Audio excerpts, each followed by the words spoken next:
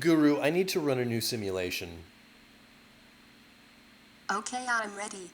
What are we simulating today? This is a flight configuration. It's the CRM geometry flying transonic. Okay, for this kind of configuration, I recommend an unstructured hex mesh, and in the transonic regime, I have a great solver in mind. Let's use Numika's fine open. Sure, that makes sense. Numec is good. What angle of attack and Mach number would you like to run? Let me know what kind of grid resolution you want to. Let's try a coarse grid at 2 million cells. The Mach number is 1.17 and the angle of attack is 8.9 degrees.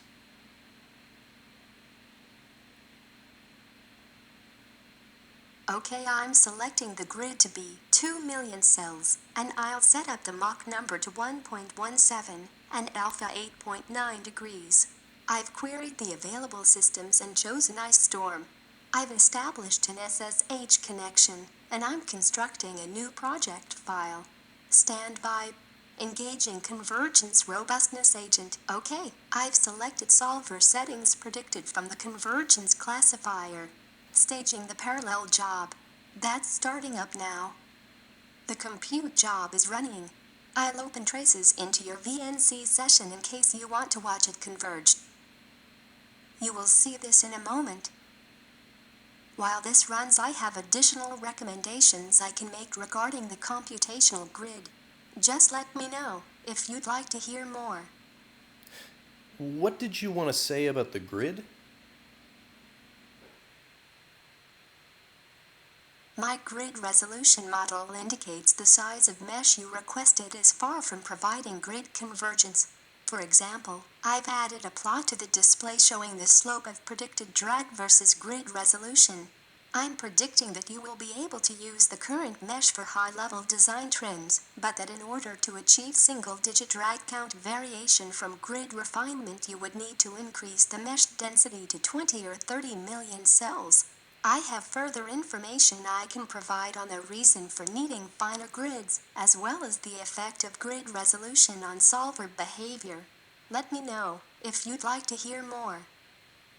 Well, tell me about the solver behavior.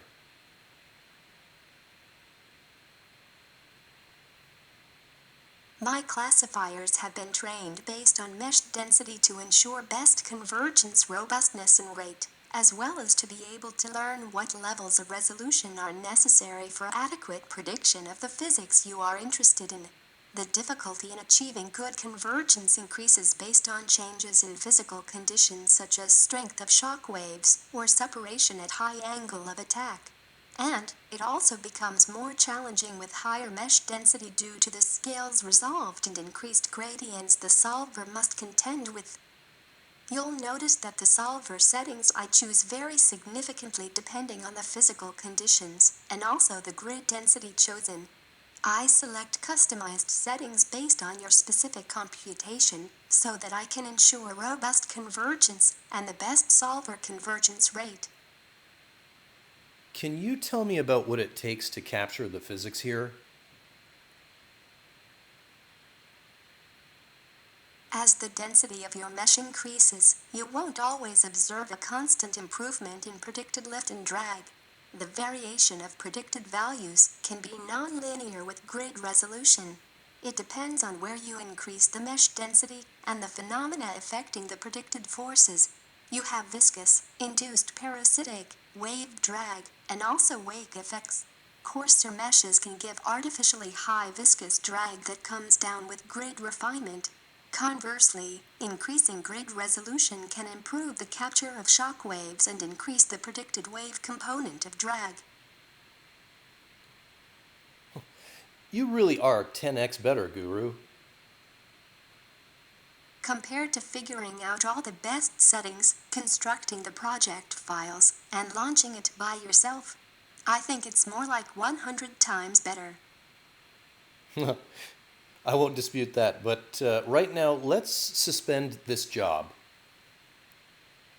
Okay, shutting down.